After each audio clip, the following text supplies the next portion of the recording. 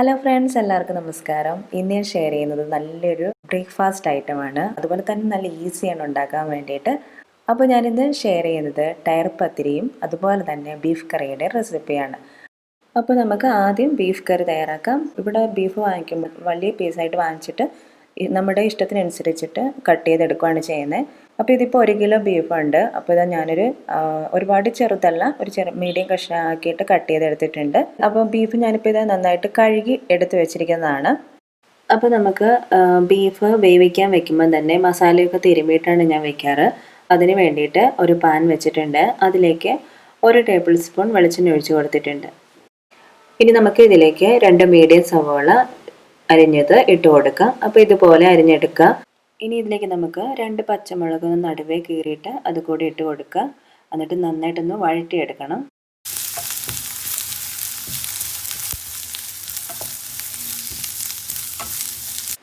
അതിനുശേഷം ഇതിലേക്ക് ആവശ്യത്തിന് കറിവേപ്പില ഇട്ട് കൊടുക്കുക. പിന്നെ 1 ടേബിൾ സ്പൂൺ ഇഞ്ചി വെളുത്തുള്ളി പേസ്റ്റും കൂടെ ഇട്ട് കൊടുക്കുക. എന്നിട്ട് നന്നായിട്ട് ഒന്ന് മിക്സ് ചെയ്തിട്ട് വീണ്ടും ലോ ഫ്ലെയിമിൽ വെച്ചിട്ട് വേണം വഴറ്റിയെടുക്കാൻ വേണ്ടിയിട്ട്.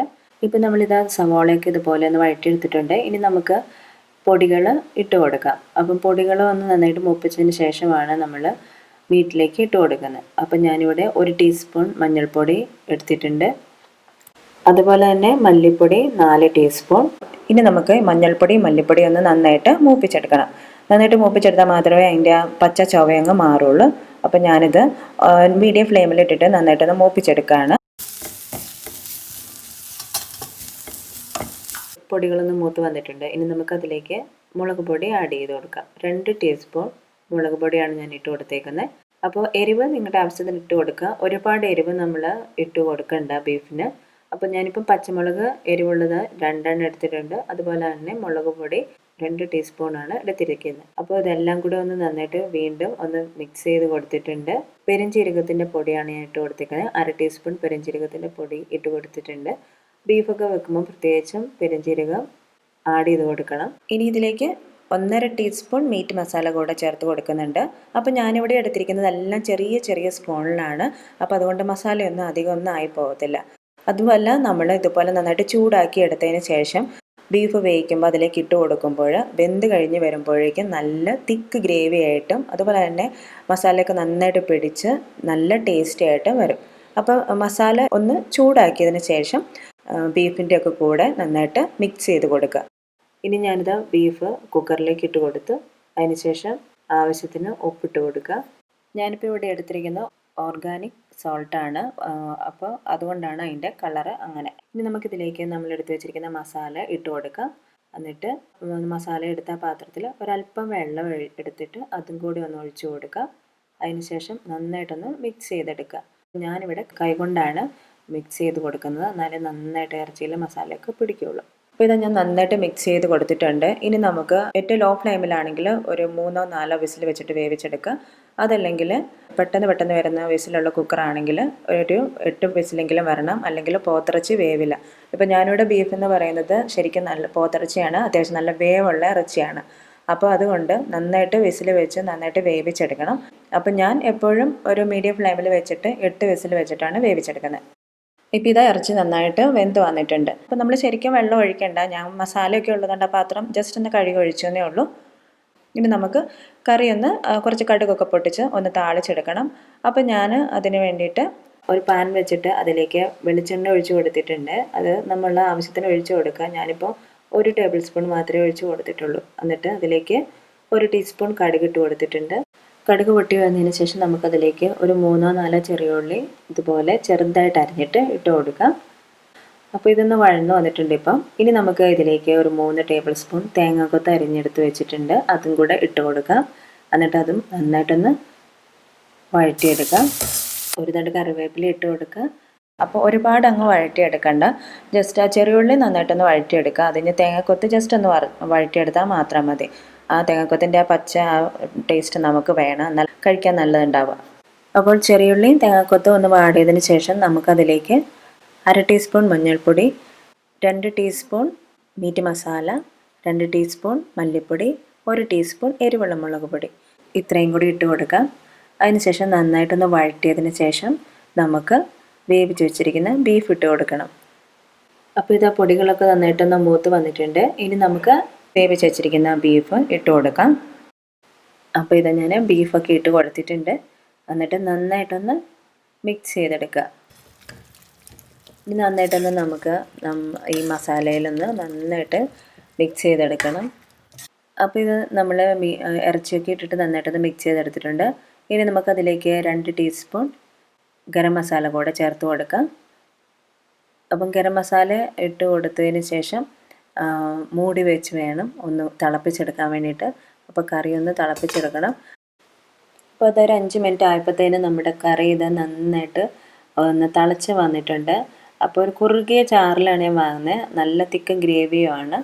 അപ്പോൾ ഇനിയിപ്പം കുറച്ച് ചാറൊക്കെ വേണമെങ്കിൽ ഇതിലേക്ക് നമുക്ക് കുറച്ച് തേങ്ങാപ്പാലും കൂടെ ഒഴിച്ചു കൊടുക്കാം. ഞാൻ തേങ്ങാപ്പാലിന് പകരം ചെറു ചൂടുവെള്ളമാണ് ഒഴിച്ചു കൊടുക്കുന്നത്. ചൂടുവെള്ളം ഒഴിച്ച് കൊടുക്കുമ്പോൾ നമ്മുടെ ഗ്രേവിക്ക് ഒന്നും കൂടി ഒരു നല്ല തിക്കായിട്ട് വരും. നമ്മൾ ഉപ്പൊക്കെ ഉണ്ടോ എന്ന് ഇടയ്ക്ക് നോക്കണം കേട്ടോ. അപ്പം ഞാൻ ആദ്യം ഇട്ട ഉപ്പ് തന്നെ നല്ല കറക്റ്റ് പാകമായിരുന്നു. അപ്പോൾ അതുകൊണ്ട് പിന്നെ എനിക്ക് പിന്നെ ഉപ്പിടേണ്ടി വന്നില്ല. അപ്പം ഉപ്പും എരിവും ഒക്കെ നിങ്ങളുടെ ഇഷ്ടത്തിന് ഇട്ട് കൊടുക്കാം. ഇപ്പോൾ ഇതാ നമ്മുടെ അടിപൊളിയായിട്ടുള്ള നല്ല ബീഫ് കറി റെഡി ആയിട്ടുണ്ട്. അപ്പോൾ നമ്മളിത് കുക്ക് ചെയ്ത് കഴിഞ്ഞ് കുറച്ച് നേരം കഴിയുമ്പോൾ തന്നെ ഈ ഒരു പാകത്തിനായിട്ട് വരും. അപ്പോൾ എല്ലാവരും ഒന്ന് ട്രൈ ചെയ്ത് നോക്കുക. നല്ല ടേസ്റ്റി ആയിട്ടുള്ള ഒരു ബീഫ് കറിയാണ്. ഇനി നമുക്ക് ടയർ പത്തിരി എങ്ങനെയാണ് തയ്യാറാക്കുന്നത് നോക്കാം. അപ്പോൾ ഈ പത്തിരി ഉണ്ടാക്കാൻ വേണ്ടി നമുക്ക് വേണ്ടത് നല്ല നൈസായിട്ടുള്ള അരിപ്പൊടിയാണ്. അപ്പോൾ ഞാനിത് വാങ്ങിച്ച അരിപ്പൊടിയാണ് കേട്ടോ. അപ്പോൾ വാങ്ങിച്ച അരിപ്പൊടി മതി. അപ്പോൾ ഞാനിവിടെ 2 കപ്പ് അരിപ്പൊടി എടുത്തിട്ടുണ്ട്. തിളച്ച വെള്ളത്തിലിട്ടിട്ടാണ് നമ്മൾ പൊടി കുഴച്ചെടുക്കുന്നത്. അപ്പോൾ പാത്രം വെച്ചിട്ട് വെള്ളം ഒഴിച്ച് കൊടുക്കുക. അപ്പോൾ ഈ ഒരു കപ്പിന് 2 കപ്പ് പൊടിയാണ് ഞാൻ എടുത്തത്. അപ്പോൾ ഇത് 2 കപ്പ് വെള്ളം ഒഴിച്ച് കൊടുത്തിട്ടുണ്ട്. അപ്പോൾ നമ്മൾ 2 കപ്പ് പൊടിക്ക് 2 കപ്പ് വെള്ളം. അത് കറക്റ്റ് പറയുന്നത് വെള്ളം കൂടിപ്പോയാലും കുഴപ്പമാണ്. വെള്ളം കുറഞ്ഞിരുന്നാൽ നമുക്ക് കുഴയ്ക്കാനും ബുദ്ധിമുട്ടാണ്. ഇനി ഇതിലേക്ക് നമുക്ക് ഉപ്പിട്ട് കൊടുക്കാം. അപ്പോൾ ഉപ്പിത് 1.5 ടീസ്പൂൺ ഉപ്പിട്ട് കൊടുക്കുക. പിന്നെ ഞാനിതിലേക്ക് 1 ടീസ്പൂൺ എള്ള് ഇട്ട് കൊടുക്കുന്നുണ്ട്. ഇനി വെള്ളം ഒന്ന് നന്നായിട്ട് തിളച്ച് വരട്ടെ. ജസ്റ്റ് ഒന്ന് ഇളക്കി കൊടുക്കാം. ഇപ്പോഴിതാ വെള്ളം നന്നായിട്ട് തിളച്ചിട്ടുണ്ട്. ഒന്ന് ഇളക്കി കൊടുത്തതിന് ശേഷം നമുക്ക് എടുത്ത് വെച്ചിരിക്കുന്ന പൊടി ഇട്ട് കൊടുക്കാം. അപ്പോൾ ഒന്നിച്ചങ്ങ് ഇട്ട് കൊടുക്കാം. അതിന് ശേഷം ലോ ഫ്ലെയിമിലാക്കുക. എന്നിട്ട് ഒന്ന് ജസ്റ്റ് ഒന്ന് ഇളക്കി കൊടുക്കുക.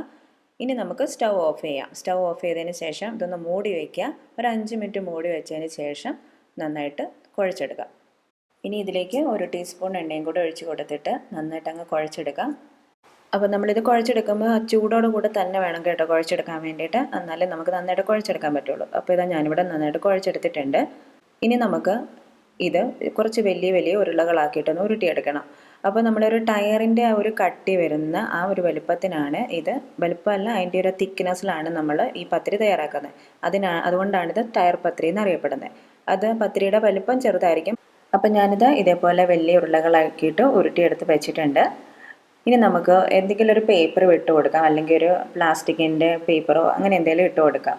അല്ലെങ്കിൽ ചപ്പാത്തി പാലൊക്കെ നല്ല മിനുസമുള്ളതാണെങ്കിൽ അതിട്ട് അതിൻ്റെ മേലേക്ക് ഡയറക്റ്റ് വെച്ചിട്ടാണെങ്കിലും നമുക്കിത് പരത്തിയെടുക്കാം. കാരണം ഇത് ഒരുപാട് വലുതാക്കി പരത്തേണ്ട ആവശ്യമില്ല. അപ്പോൾ ഞാനിവിടെ പരത്താൻ വേണ്ടി യൂസ് ചെയ്യുന്നത് ഒരു ചെരുവമാണ്.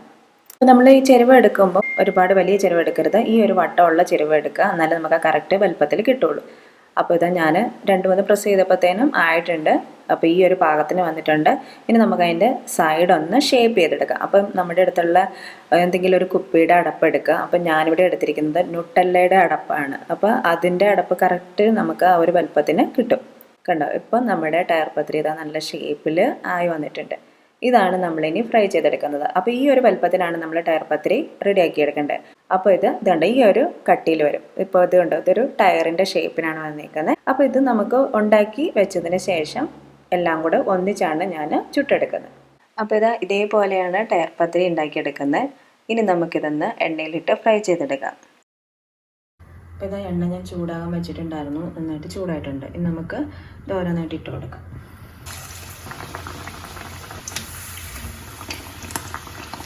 അപ്പോൾ നമ്മുടെ ടയർ പത്തിരി ഇതുപോലെയാണ് ഇരിക്കുക. ഒരുപാട് പൊന്തിയൊന്നും വരില്ല. പക്ഷെ നമ്മൾ ചൂടുവെള്ളത്തിലിട്ട് കുഴച്ചതുകൊണ്ട് നല്ല സോഫ്റ്റാണ്. അപ്പോൾ ഞാൻ എല്ലാം ഉണ്ടാക്കി എടുത്തിട്ടുണ്ട്. തണുത്ത് കഴിഞ്ഞാലും കഴിക്കാൻ നല്ല ടേസ്റ്റാണ്. അപ്പോൾ എല്ലാവരും ഒന്ന് ട്രൈ ചെയ്ത് നോക്കുക. എല്ലാവർക്കും ഇഷ്ടപ്പെടുന്ന ഒരു പത്തിരിയാണ്. അപ്പോൾ ഇന്നത്തെ ബീഫ് കറിയും ടയർ പത്തിരിയും എല്ലാവർക്കും ഇഷ്ടമായി എന്ന് വിശ്വസിക്കുന്നു. അപ്പോൾ എല്ലാവരും ഇതുപോലെ ഒന്ന് ട്രൈ ചെയ്ത് നോക്കിയിട്ട് നിങ്ങളുടെ അഭിപ്രായം തീർച്ചയായിട്ടും അറിയിക്കുക. അപ്പോൾ വീഡിയോ ഇഷ്ടമായാൽ വീഡിയോ ലൈക്ക് ചെയ്യാനും ഷെയർ ചെയ്യാനും സബ്സ്ക്രൈബ് ചെയ്യാനും മറക്കരുത്. മറ്റൊരു നല്ല വീഡിയോ ആയിട്ട് വരുന്നത് വരെ എല്ലാവർക്കും നന്ദി, നമസ്കാരം.